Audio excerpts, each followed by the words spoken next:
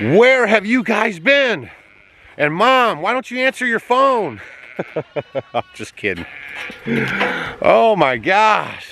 All right, here's where we've been. Here's what we've been doing. All right.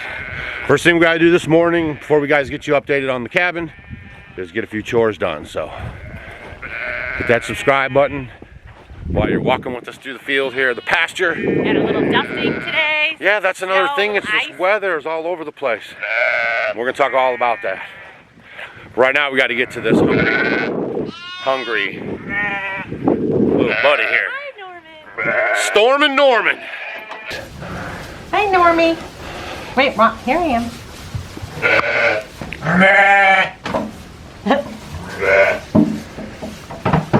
So this is Norman. We named him Storm and Norman. And he is our bottle-fed lamb. We had a ewe who had triplets. And as a lot of you guys might know that, you know, lambs don't do very well when there's triplets because the mom has 2 teats and it's just kind of hard for them to keep up. So generally what we like to do is take one of them and bottle feed them. And we waited a day or 2 until it had gotten its colostrum and everything. And then we picked the one that looked the weakest. When the sheep lay them out and they have triplets, they're not like goats. They can't really handle 3 at the same time. They sure are cute though. Hold on.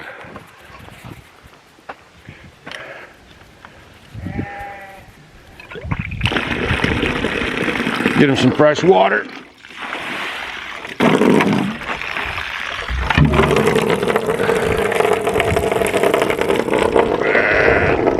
Hi, Mama. Hey.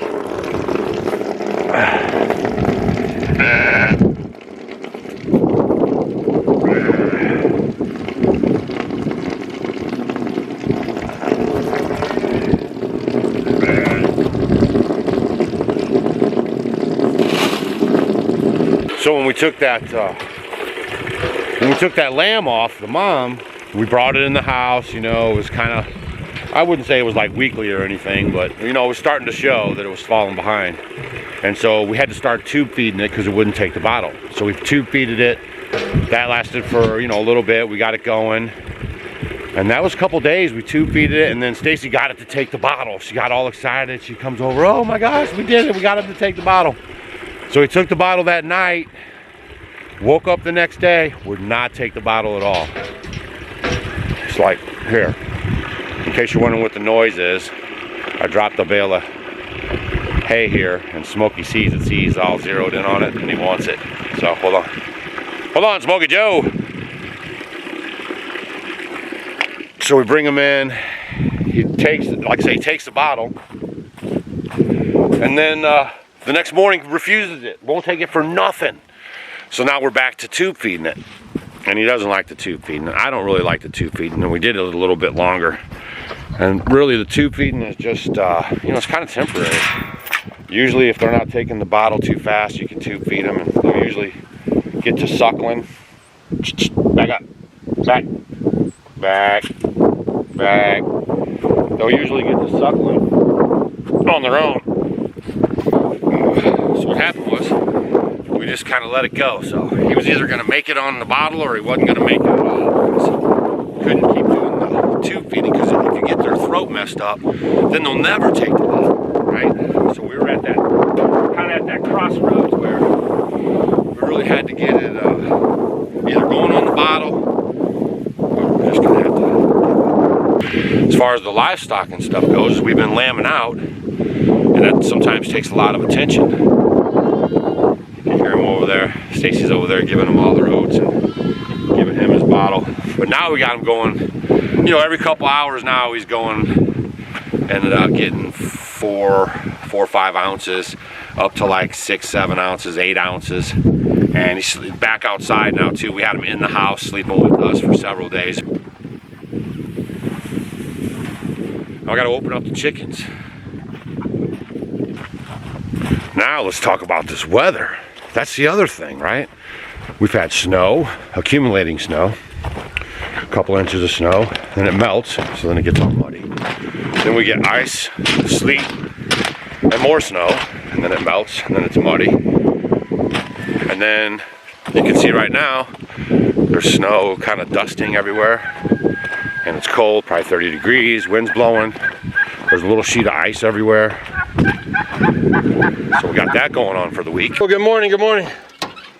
Good morning, good morning, good morning. Good morning, good morning. Good morning, good morning. And the ducks have been waiting patiently because they want to go raid the chicken food. Good morning, good morning. Good morning.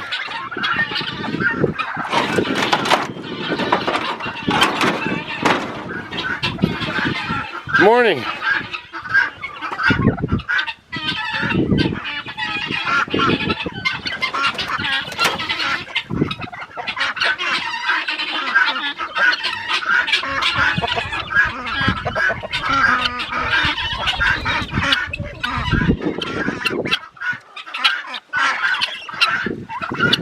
Told you.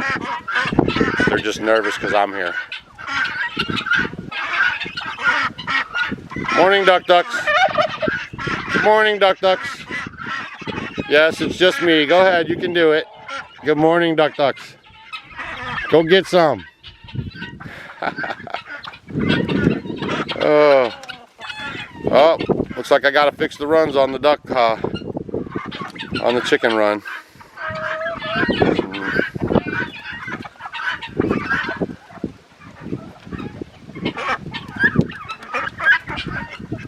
He took the easy way. Haven't been up in the wood lot much, but when it's just cold, I gotta start this truck, right? Ugh. See, everything's frozen, and I have to start the trucks, and I start the skid steer on the daily, pretty much. So what happened was, I went out actually to start the truck. A lot of stuff going on around here, and you know it's a diesel, so you gotta kind of turn on the glow plugs. I don't know if you know about this stuff, but you got to turn it on like this, and then you let it set for a second, and these glow plugs heat up inside there, and that's what causes the combustion in the engine. Unlike a gas motor, the spark plugs cause a spark. That causes the combustion in your engine and turns it over and starts it going. With a diesel engine, they have glow plugs, and so the glow plugs have to heat up, and then it heats up that cavity. And then you're supposed to be able to start it, see? Which it'll start.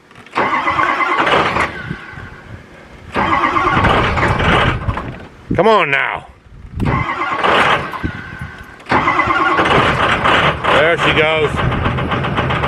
Alright. So I came out and I did that the other day. Start the car. And it made this really weird noise. Back clang boom. And I was like, man, what was that? I never heard that before. And then I started the truck up again, and then it was a so I knew the starter was out. Now, I'm not a mechanic guy. I'm barely a carpenter guy.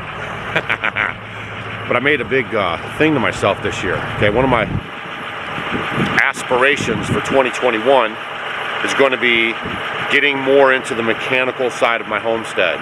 Okay, I'm pretty good on the carpenter side. I can do the plumbing side good, but this year I'm really going to get my hands dirty, and I'm going to learn more about the mechanical side of my homestead, so I don't have to call people and rely on other people to do my stuff for me. Okay, so I did it. I actually went in, and it sounds like no big deal to some of you guys who are mechanic guys, but I actually replaced the starter. But let me show you something. So here's the starter. I wanted to show you guys what it looked like. Alright, so this goes like that. And then this goes in there like that. Right? And then this housing, it's like a collar, and it goes around this, all this stuff here, see? So basically all you see is this little nub sticking out. But it blew apart this whole thing here. This was actually still sticking in the motor. And I'd never, done this before, so when I saw that sticking out of the motor, I was like, oh boy, I might have bitten off a little more than I could chew on this one. But I stuck with it, and I got it out, changed it. Now the truck's running. So that's my big goal for 2021 is definitely going to be, you know, like I said, a little more mechanical side of things, okay? All right, so that was another slow up. I had to fix the truck. You know, it took almost a whole day, really. There was the thing busted off. There was other things going on underneath there. And I'm gonna get better and better at this mechanical stuff. So that happened. And then what else did we have going on? So then Friday, I had a buddy of mine come up, and we were able to do some more work on the log cabin, and I'll show you guys what I was able to accomplish.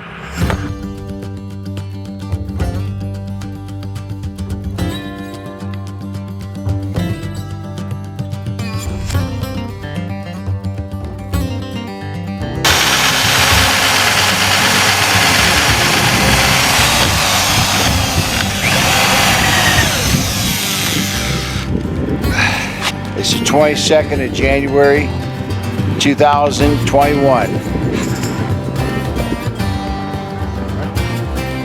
Watch the finger.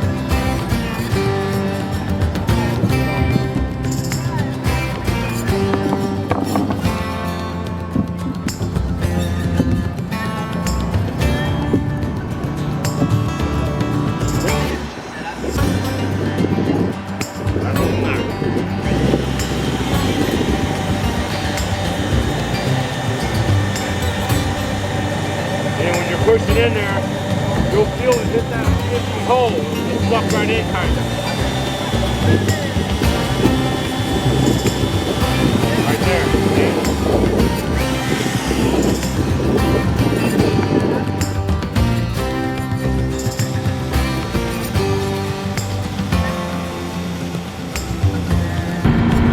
So after using that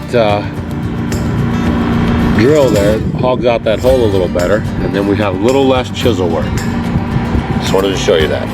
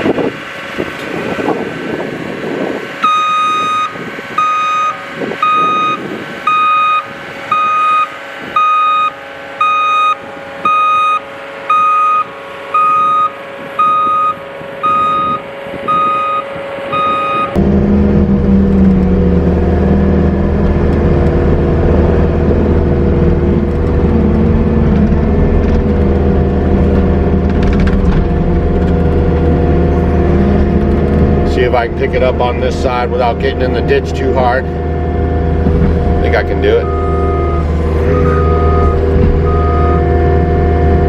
I think I can do it. What do you guys think? Missed you guys.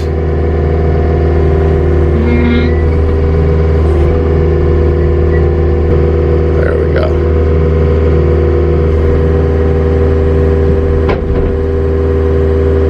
The band's broke. That's not good. This is going to be a hot mess.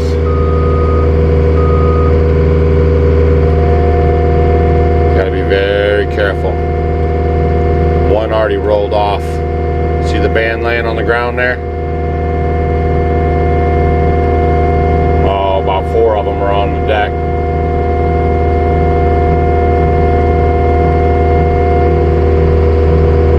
Go slow. Go low. Had to clear the trailer first. There we go.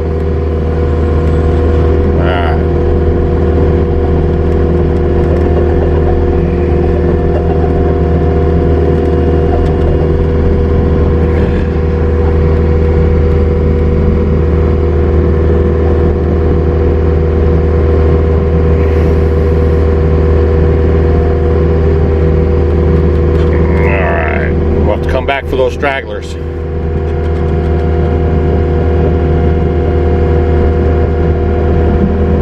I'll be able to lift right up. And then on this side you can see it's just a little more dirt to put in. So we'll be able to work this whole cabin off of the ground there, lifting up with the skid steer. The other thing we were battling was the winds.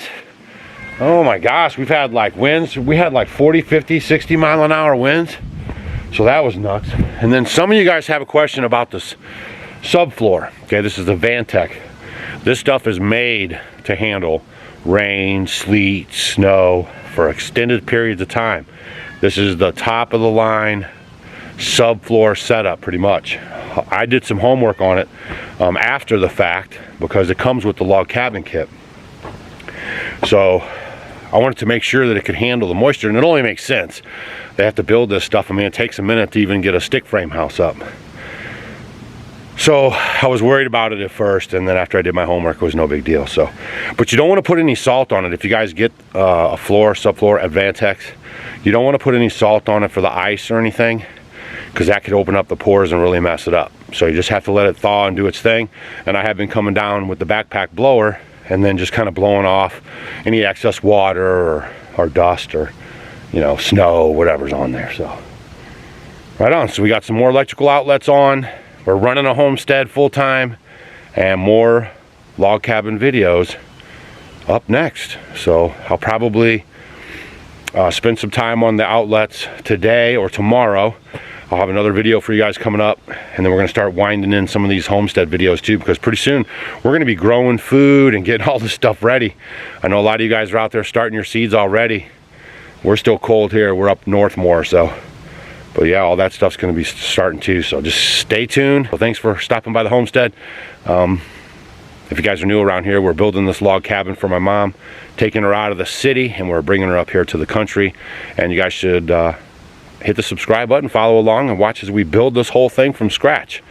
It's like those old Sears houses that you ordered in the catalog. So you guys can get this delivered right to your property and slap it up just like I am. And just remember, we're only 18 days in. It's like 19, day 19. In 19 days, which is like not even 3 weeks, we from scratch put the foundation in, put the subfloor in, put the boards down, the logs down. Everything's going on. I mean, that's pretty fast, and it's only been me and a couple of guys. So we're doing pretty good. Thanks for stopping by the homestead. Sorry we had a minute for touching base, and we'll get back to them a little more often now. So see you on the next one.